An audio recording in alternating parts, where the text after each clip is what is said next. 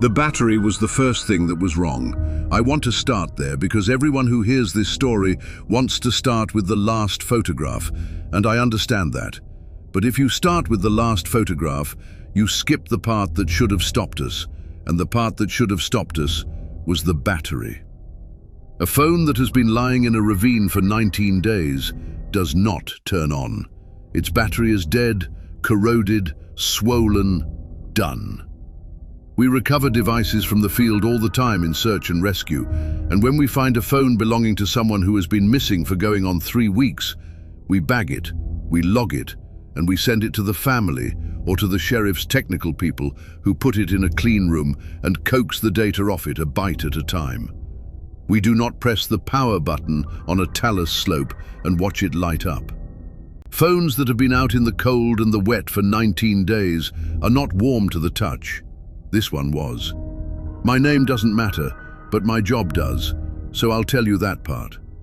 I've been a volunteer with our county search and rescue unit for a long time, long enough to have carried people out alive, and long enough to have carried people out who weren't. Long enough that I thought there was nothing a mountain could show me that I hadn't already been shown. I was wrong about that, and I found out I was wrong on a scree slope at the bottom of a drainage called Harker's Cut, holding a dead man's phone that was warm and turned on and showing me photographs that had not been there to take. I'm going to tell you what was on that phone. I've told the sheriff, and I've told the family what they needed to hear, and not one word more. And I've never told anyone the whole of it until now. I'm telling it now because I've come to believe that the phone was not a warning meant for the man who owned it. It was a message, and it was addressed to whoever found it, and I am the one who found it. And I have spent 14 months understanding what it was asking me to do. The missing man was named Edward Lawrence, 46, experienced, methodical, the kind of solo hiker who files a plan and sticks to it, which is the kind who is hardest to lose and worst to lose, because when a careful man goes missing, it means something went genuinely wrong rather than merely foolish. He told his sister he was doing a 2-day loop that skirted the rim above Harker's Cut, a drainage in our sector that is exactly as friendly as its name. Steep walls, a boulder-choked bottom, no trail down, and a way of swallowing sound so that a person calling for help from the floor of it cannot be heard from the rim 200 feet above. People don't go into Harker's Cut, they go along the top of it. Edward Lawrence had no reason to be at the bottom. He was reported overdue on a Tuesday. We searched the rim route for 4 days, the way you do, gridded and careful, and we found the small, ordinary signs that a careful man had come and gone. A filtered water stop, a boot print in one soft place, right up to a point on the rim where the signs simply ended, at the edge, above the cut. And then, nothing. The search went cold the way they do. After 9 days, the active search was suspended. Edward Lawrence became a name we didn't say, and a coordinate we didn't visit. And his sister became one of those people who calls the sheriff's office every Friday. And that was where it sat for 19 days, until a pair of canyoneering kids working the bottom of the cut for sport found a body wedged in the boulders at the base of the east wall and called it in, and the number they called eventually reached me. I want to be careful about the body because this is not that kind of story, and I am not going to make it one. Edward had fallen or gone down from the rim. The medical examiner would later put his death at or near the time he went missing, 19 days before we recovered him, give or take little. He had been at the bottom of that cold drainage the entire time the world was looking for him along the top of it. I'll say about his condition only what the doctrine of my work requires me to say, which is that 19 days in a cold ravine is a long time, and that we did our job with the care the dead are owed, and that I will not describe to you what care looked like. The horror of this story is not his body. His body was the least frightening thing at the bottom of Harker's Cut. The most frightening thing was in his pocket, and it was still working. I found the phone during the recovery in the zippered chest pocket of his jacket, which is where a careful man keeps a phone. I bagged it by procedure without looking at it, and it was only as I sealed the evidence bag that my hand registered what my head hadn't. The phone was warm. Not sun-warm. We were at the shadowed bottom of a north-facing drainage where the sun does not reach, in the cold that lives in those places even in summer. Warm, like a phone that has been running. Warm, like a phone in your pocket at the end of a day of use. And through the plastic of the evidence bag, the screen was lit. It had come on, or it had been on. It was showing the lock screen, and the lock screen showed the time, and the time was correct. A phone that has been dead in a ravine for 19 days does not know what time it is. This one did. I should have left it bagged. Every protocol I have ever been trained under says that a recovered device is evidence, that you do not interact with it, that you preserve it for the people whose job is to preserve such things. I know all of that. I have taught all of that. And I stood at the bottom of Harker's cut, and I opened the bag, and I woke the screen with my thumb, because some part of me that was older than my training needed to know what a dead man's phone was so warm and so awake to show me. There was no passcode. It opened to the camera roll as though that was where it had been left. And I stood there in the cold shadow, and I scrolled, and the world I had trusted for 20 years quietly came apart in my hands. The photographs began as exactly what you would expect. Edward's 2-day loop, documented by a careful man. The trailhead, a wide valley view, a good composition of the rim with the light behind it. Lunch, the kind of photographs we all have, the small evidence that we were somewhere and it was beautiful. They marched along in time, time-stamped, ordinary, for the first day and into the second, right up to the sequence at the rim above Harker's cut, the last place our search had found his signs. And then the photographs went over the edge. And I do not mean he photographed the edge. I mean the photographs continued, in sequence, in time, from the bottom. The next photograph in the roll was taken from partway down the east wall of the cut, looking down. The boulder choke at the bottom, foreshortened far below, and the wall falling away beneath the lens. It is not a photograph a falling man takes. A falling man does not take photographs. It was composed. It was steady. It was the photograph of someone who had stopped, partway down a 200-foot wall that has no route, to document the descent. And the next was lower, and the next was lower still. A sequence of them, descending the wall, each one steady and composed and correctly exposed for the deep shadow, each one time-stamped a few minutes after the last, walking the viewer down into Harker's cut, the way you'd narrate a climb. Except that no one climbs down Harker's cut, and the timestamps on these photographs were not from the day Edward went missing. They were dated across the 19 days he was already dead at the bottom of it. I need you to hold that, because I had to hold it, standing there. The man was recovered 19 days dead. The medical examiner was certain, and would stay certain. And the photographs on his phone documented a slow, patient, composed descent of the ravine wall, dated across those same 19 days, taken by a steady hand that stopped to frame each one. Somebody, or something, had spent 19 days climbing down into Harker's cut, one photograph at a time, on the phone in the pocket of a man who was already at the bottom. The lower the sequence went, the more it stopped being about the descent and started being about the floor of the cut. The boulder choke, the base of the east wall. And then, and this is the part where I sat down on the talus, actually sat, because my legs had stopped consulting me, the photographs began to be taken looking up, from the very bottom, looking up the wall, up toward the rim, up toward the thin, bright line of sky 200 feet above. Photograph after photograph, all looking up, all from the floor of the drainage, as though whoever held the phone had reached the bottom and turned it toward the light and begun, patiently, to wait. There were 40 of them near enough. 40 photographs looking up from the bottom of Harker's cut toward the rim, taken across the back half of those 19 days. And they were not identical, though at a glance they looked it. And the ways they were not identical are what I've spent 14 months trying not to think about at 3 in the morning. The light changed across them, correctly. Dawn, midday, the long shadow of evening, the blue of dusk. As though the photographer had stood at the bottom of that drainage, day after day, photographing the same view up toward the sky as the light moved over it. The weather changed across them, correctly, matching the weather we'd had during the search.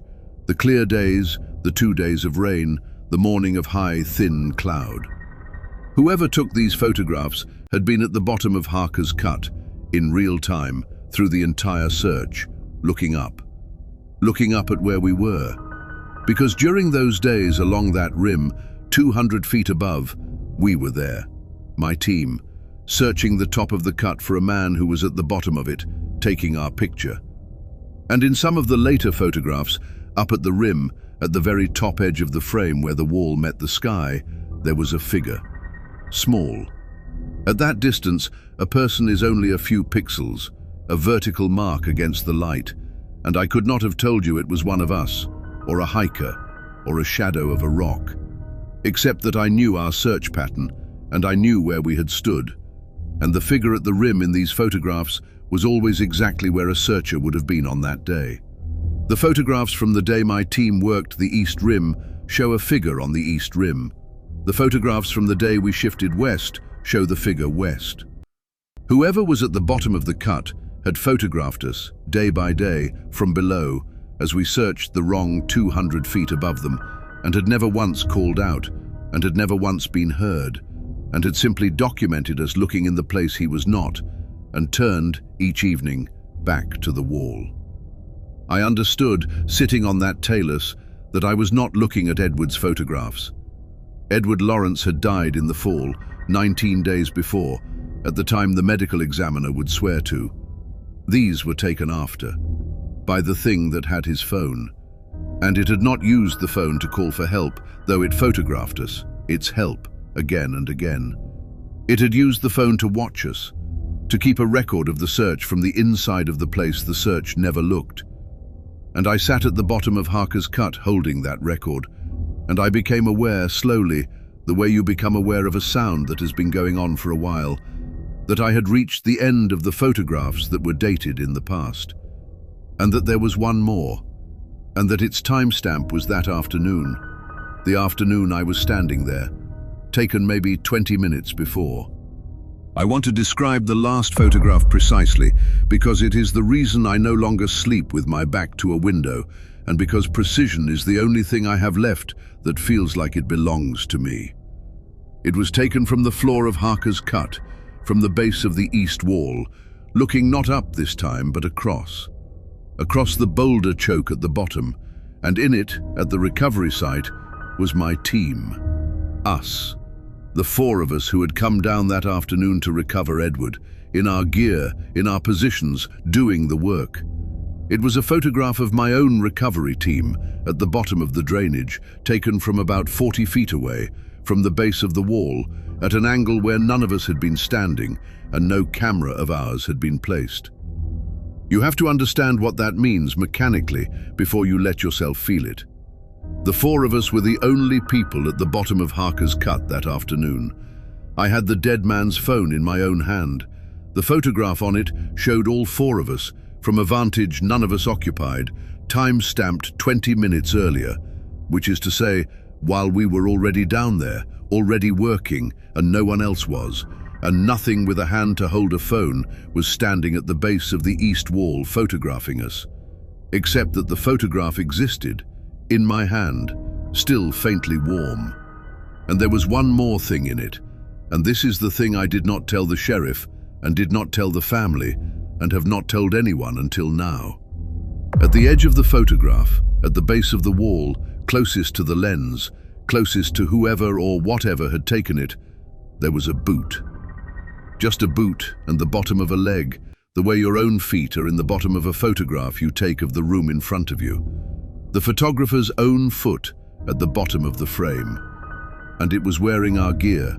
The exact boot, the exact gaiter, the exact issued pattern that the 4 of us were wearing that afternoon. Whoever stood at the base of the east wall and photographed my team was dressed as my team, was one of us, was, from the ankle down, indistinguishable from the people I had climbed down into that place beside. I looked up from the phone. I counted my team. There were 4 of us, and I knew all 4, and all 4 were accounted for, doing the work, exactly as the photograph showed them. And a 5th vantage, at the base of the wall, wearing our boots, had taken their picture. I did not say anything. I have thought about that a great deal, that my first instinct, holding proof that there had been a 5th thing at the bottom of that drainage wearing our gear, was to say nothing, to bag the phone, and to get my 4 living people up and out of Harker's cut before the light went. I told myself it was shock. I have since come to think it was something older and more correct than shock. I think some animal part of me understood that the photograph was not evidence of an intruder. It was an invitation, and the way you decline an invitation is you do not respond to it, and you leave. The phone died on the hike out, truly died this time, the way a 19-day corpse of a battery should have been dead all along. And when the sheriff's technical people finally coaxed it back to life in their clean room weeks later, the camera roll ended where an ordinary tragedy ends. At the rim, above Harker's cut, on the day Edward went missing. The last photograph on the phone, according to the people whose job is to be certain about such things, was a composition of the rim with the light behind it. There was no descent. There were no 40 photographs looking up. There was no photograph of my recovery team taken from a vantage no one held. The official phone contained exactly the phone an experienced solo hiker who died in a fall would contain, and not one frame more. I have gone back and forth about what that means, and I have landed, finally, in the only place that lets me function. I do not think the technical people were lying. I think the photographs I saw were real and were on the phone for exactly as long as I was at the bottom of Harker's cut, and were meant for me, and left when I did, the way a message is gone once it has been read. The phone was warm because it had been used, for 19 days patiently, by something at the bottom of that drainage that wanted a record kept of the people who came looking. And when we finally came down into the place instead of searching above it, the record was complete, and it showed me its last page, which was a photograph of us, taken by a 5th searcher in our own boots, and then it let the battery die and gave the sheriff the ordinary tragedy to close the file with. Because here is what I finally understood about the last photograph, the one with the boot, the one no one else will ever see. It was not taken by an intruder who had come down into Harker's cut. Harker's cut does not get intruders. That is the whole nature of the place, sealed and sound-swallowing and unreachable. The last photograph was taken by the cut itself, or by the thing the cut keeps, and it was wearing our gear because it was showing me what it intended to become. It photographs the searchers, and then it becomes one. Edward Lawrence went in careful and alone, and the cut kept him, and for 19 days, something at the bottom photographed the search, learning us, learning our gear and our pattern and our positions, and the last photograph, the 5th searcher in our boots at the base of the wall, was not a record of what had happened. It was a photograph of what would. One of the 4 people I brought up out of Harker's cut that afternoon, or one of the people who will go down on the next recovery, is going to come back up as the 5th, and the cut will have a searcher in it, dressed correctly, who knows the pattern, and who will be there, at the bottom, the next time someone is lost above. I got my 4 out. I counted them at the rim in the last light, and there were 4, and they were mine, and I have counted them in my sleep every night since. But I did not see, on the hike out, whether the 4 who came up were the 4 who went down. You don't watch faces on a hard climb in failing light. You watch feet. You watch the boots of the person ahead of you, the issued pattern, the gaiter, and you trust that the pattern is the person. I watched 4 sets of our boots come up out of Harker's cut in the dark. I will go to my grave not certain that 4 people were inside them. I left the unit. I told them it was my knees, which is a thing an old volunteer is allowed to say and no one questions. And my knees are, in fact, bad. and it was a lie. I left because I cannot go down into a drainage again. I cannot be one of the searchers who goes down into the place instead of searching above it, because I have seen what waits at the bottom for the searchers who go down, and I have seen that it wears our boots, and I have understood that the whole terrible patience of the thing is aimed at exactly the moment when the careful people finally stop searching the safe rim and climb down into the deep place to do the recovery. That is when it gets its picture. That is when it chooses. Edward Lawrence is buried now. His sister stopped calling the sheriff's office on Fridays because the file is closed, because the phone gave everyone the ordinary tragedy, because the official record is a careful man who fell, which is true and is not the truth. She thanked me at the service for bringing her brother home. I held her hand and I said the thing you say, and I did not tell her that I am not certain we only brought her brother home. I did not tell her that 4 went down and 4 came up, and that the arithmetic of Harker's cut does not, when I run it at 3 in the morning, reliably come out even. I check the county's dispatch feed. I still have the access. No one thought to take it away from an old volunteer with bad knees. I check it because I am waiting for the next person lost above Harker's cut. And I know there will be one, because there always is. And I am waiting to see who our unit sends down to do the recovery. I am waiting to see if, when they reach the bottom, someone finds a phone, warm and awake, showing them a record of their own search from the inside. Because the message will be waiting for whoever finds it, the way it waited for me.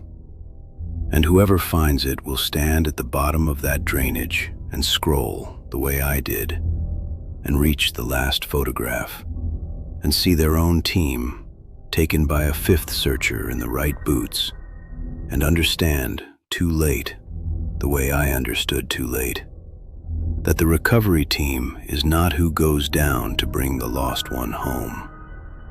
The recovery team is who the lost one was waiting for. If you do this work, if you have ever climbed down into a sealed place to bring someone up and felt at the bottom that the search was being watched from an angle you couldn't find, then hear the one thing I have to give you, the thing the phone was really asking me to pass along. When you bring your people up out of the deep places, do not count them. Counting is how it hides. 4 is such an easy number to reach. Do not count your people. Name them. Make each one say your name back to you in their own voice at the rim, in the light, before you let them drive home. And if one of them only smiles and shows you the right boots and does not say your name, leave them at the top. Do not take it down the mountain. And do not, whatever you do, go back down to see what it wanted.